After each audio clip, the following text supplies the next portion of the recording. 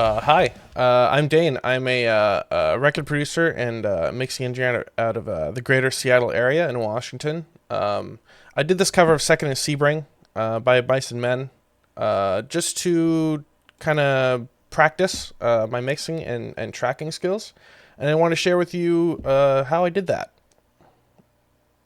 Here we go. All right, first off, let's talk about what we have going on as our basis. The only thing I've actually re-recorded here is the guitars. The bass is programmed, the drums are programmed, and we'll talk about vocals here in a second.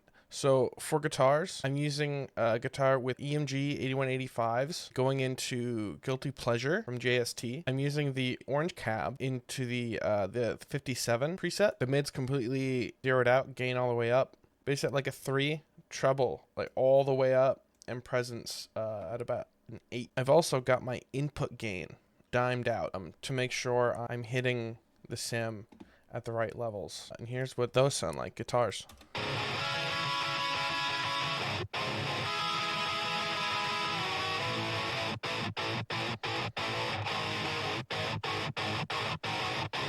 I've got them edited pretty dang close to the grid. I'm not an amazing guitar player, but I know just enough to edit a performance together. You'll notice these stop gaps here. It's not edited too tightly or gated too tightly to where the notes just like cut off like immediately. It sounds really inhuman. I'm allowing the hits here to decay over a bit more time, and I'm cutting out the manual palm muting that inserts a lot of whiffiness. Okay, so there's guitars. Bass. Bass is on MIDI. I have the MIDI on a master track here that is sending off to an amp. Sending off again to a straight DI of just the low end.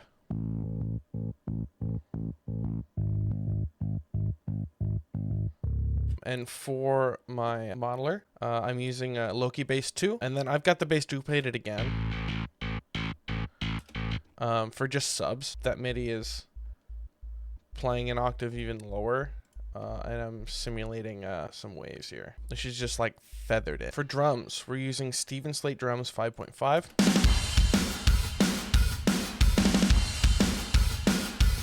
It's pretty dirty, pretty distorted, very upfront in the mix, very close to the vocals. In order to get that in Steven Slate Drums 5, I have my own array of samples that I've chosen from Steven Slate Drums here. This is pretty standard for me. The black kick for a super scooped low end and top end smack. I've got a super subby bass layered in there, and then like a mid-rangey woofy kick.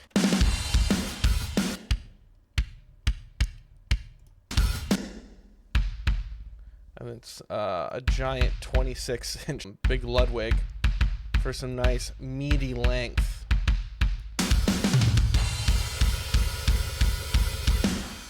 And then the snare drums was a little difficult at first for me to sort out. The majority of it is the basis. I have the big snare and snare fat in here as the start of the snare.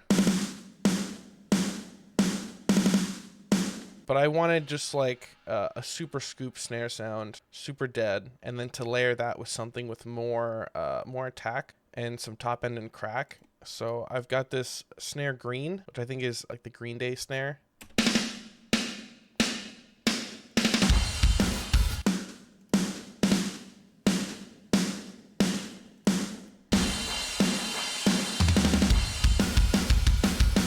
And then we can talk about how that's mixed later on. For toms, just have an assortment here. Generally, you want something that's pretty short, not a lot of tail for like crabcore and this era of metalcore, because there's playing a lot of fast sections, so you don't want a lot of carryover between the hits. We have the original vocal performance here. I just ripped it and then tried to fit it right in. Here's the raw AI Vox.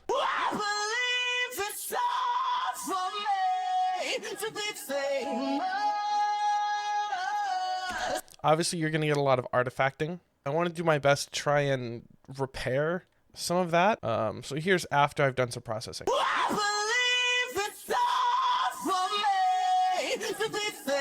Off. on. It's a little wider, it's more forefront. I've compressed it. Not very aggressively, but it's doing like at peaks -8 on there. So just enough to kind of bring it back in. And there's a lot of low end that's rolled off from the AI ripping it. So I've tried and bring that back in with a high shelf. It also left in a lot of sharp S's, and then I've widened it with some JST Sidewinder too, with tone all the way up, and it's just a little more than 50% width. Here's the vocals again.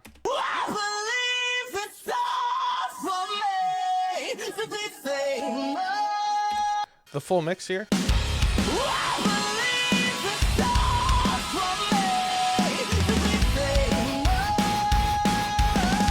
You can still hear some artifacting as some of the frequencies kind of waver back and forth as they're pulled away from their original puzzle. Let's talk about drum mixing.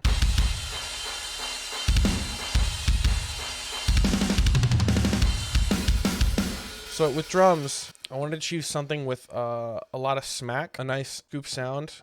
And the samples I've chosen already have a lot of low end in them, so I didn't really have to add much. But if you were working with something more raw and less samples to start, you'd probably be adding a lot more. But I didn't really have to do that. Then we've got Saturn, adding in some tape saturation, compressing it very lightly.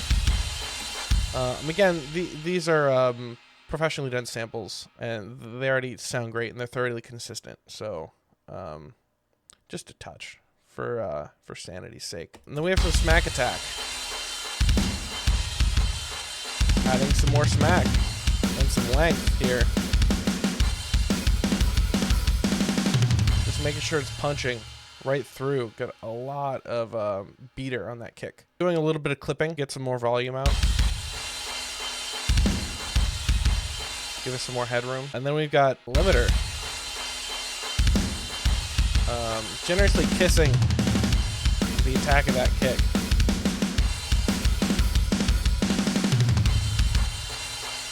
And then our snare. Let's see if I can find some more snares for us to deal with here.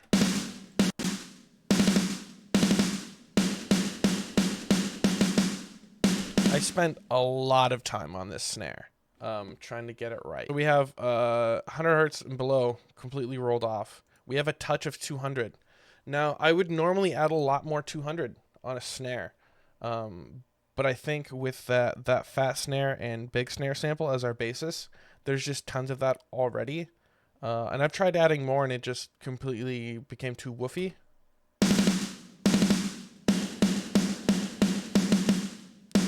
And I felt like it was already cutting through enough to where I just didn't need to add any more. Taking out some mud up at 750 hertz, a generous amount of life and top end, 5K, some 8K, and then a 10K shelf. A generous amount of compression with the 76. Looks like I have another EQ. Taking out some of that mud and some upper mid-range presence, tape saturation. We have our smack attack, maxed out on attack. I want it punching you right in the face. Little extra sustain in there, some compensation. We have just a touch of reverb.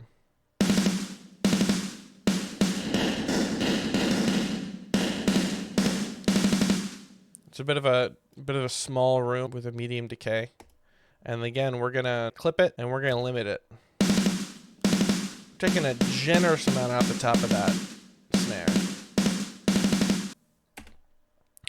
And I did that just because I was struggling to get it loud enough at the time. But now that I see that fader's pretty low, I might be able to pull off that limiter.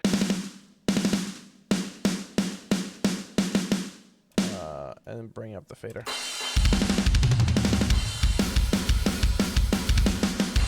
Yeah, it sounds great. Toms. I like some bombastic toms.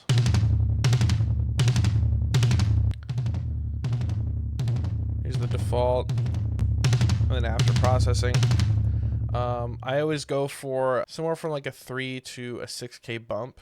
Sometimes I'll try 8K depending on the track. But for this one, it's just a 10K shelf with a 5K boost, a generous dip at 500 hertz, and then a generous dip below there, cutting off at 80 hertz, a generous roll off. We're gonna smash it with an LA76. Pretty heavy compression. That does not sound good by itself, I will admit. We got some decapitator for some distortion. Smack attack again. More than a touch.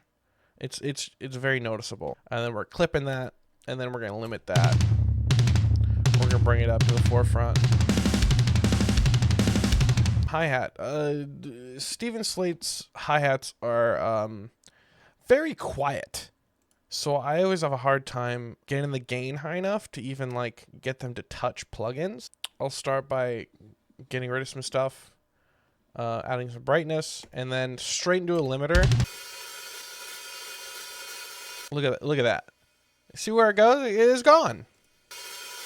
It's absolutely gone. So I had to bring it like way up. I had to limit it just so I could get it to touch a compressor. Look, I'll turn off the limiter. It won't even touch the compressor. And I've got the input like all the way up. I don't know. It's really strange. And guess what? We're fucking clipping the shit out of it. And then we're compressing just the top end shimmer to make sure nothing harsh is really poking through. In this song, there really is no ride. There's just like a ride bell. And again, Steven Slate drums ride just like the hi-hat is very low. So I've hit the limiter all the way up there. There we have it. Alright, here's without processing. You can barely hear it. Just enough. Overheads. Everything below 300 hertz, just like get it out. I don't need that. That's what the close mics are for. Looks like we're adding some mid-range, some upper mid-range at 4.5K, and then some more life way up there past 10K. We're compressing that pretty generously.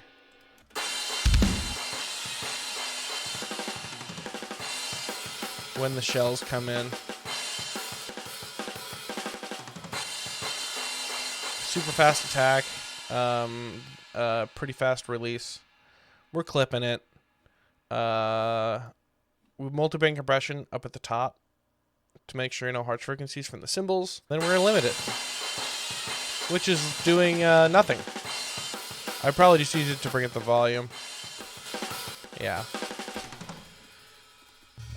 We got 2 rooms provided by Steven Slate drums.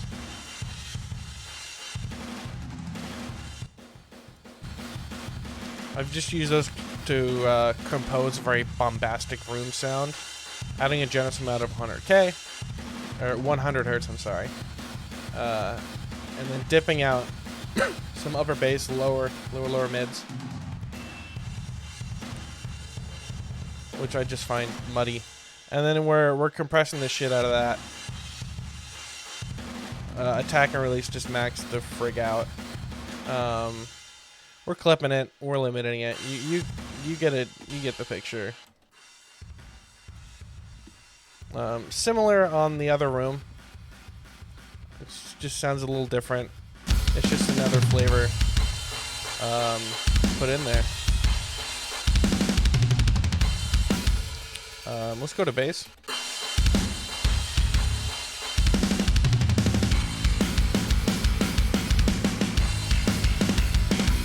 Now, in this song, with the original mix, which I was trying to get to as close as possible, the bass is like, you can't really hear any of the attack, any of the gain in there. So, to achieve that, on my amp settings, I'm using a SansAmp clone. Trebles rolled off, presence is rolled off, drive is all the way up, mids completely scooped out. Not interested. No, thank you. And then that's rolled off at 250 upper bass. Rolled out some mud at 300 hertz. And it looks like we have a little bit of distortion in there. It wasn't quite muddy enough for me. Hairy. And then we got our ass track, which is this low end, 250 hertz and below. Looks like we're adding some 80 hertz. Absolutely smashing it with a 76. It's crushed. And then we're clipping it, and then we're limiting it. I don't want it going anywhere. No thanks, bud. And with the drums.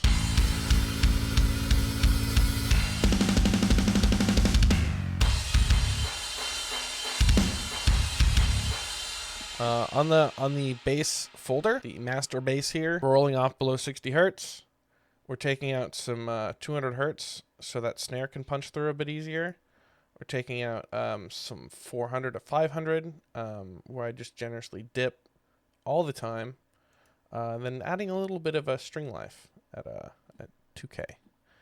And then doing a lot more of those things again on another cue. That's just how it went. Then we are compressing that a lot lighter than we were before. Just kind of marry the tracks together. Tape saturation, track spacer. The kick is coming through and then ducking the low end of the bass every time it comes through pretty generously at 10%. Fastest attack, and then just a smidge above fastest release. And then we're gonna, you guessed it, we're gonna clip it. We're gonna limit it. Just keep it in line. Back to guitars.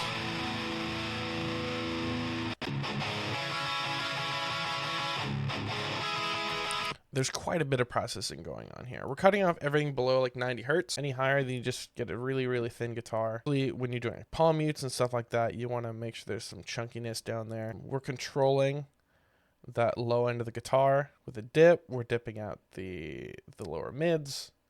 We're adding some life at 3 and 8K. A couple dips, 500 and 5K. We're compressing with the Joe Wanasek guitars on Chug Slayer.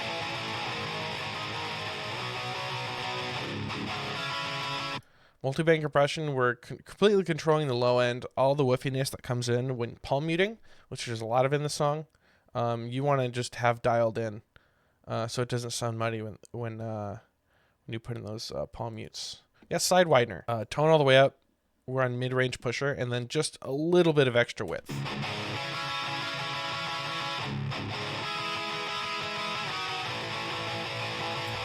And then we're going to clip the shit out of it. Then we're going to limit it.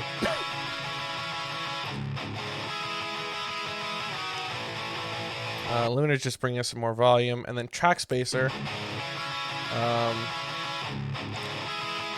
Ducking the fundamental of the snare on the guitars when the snare plays.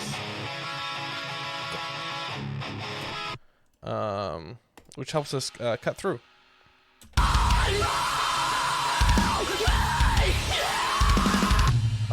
Looks like there's some more processing on our vocal bus here, which is just being sent from the single track vocals. We're adding some life in the mid-range. We're compressing that mid-range as it wavers from being ripped. I don't know why this is here. This this 300 and below. I don't know. That was then. This is now. We've added a little bit of reverb because it's gonna get kind of taken off when it's ripped. It'll keep some every now and again, but this will just kind of even out for a more standard reverb sound. Then we're gonna limit it. We have our instrumental bus here.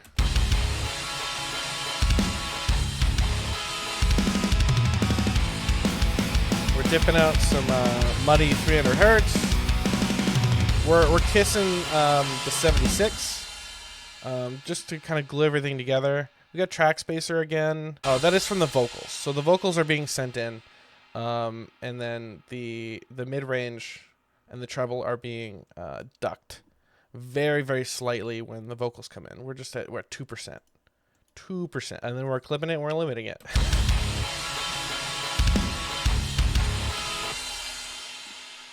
Our subs track. So that is our bass booms and our sub bass being sent here. And then when the kick comes in, it's ducking those subs.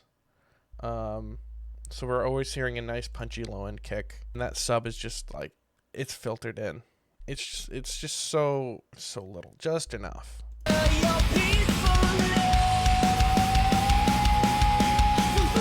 On the master track, there's just a limiter that's just kissing it. Oh yeah, a little bit. That's really just for this purpose, to be there to limit it before I send it off to OBS.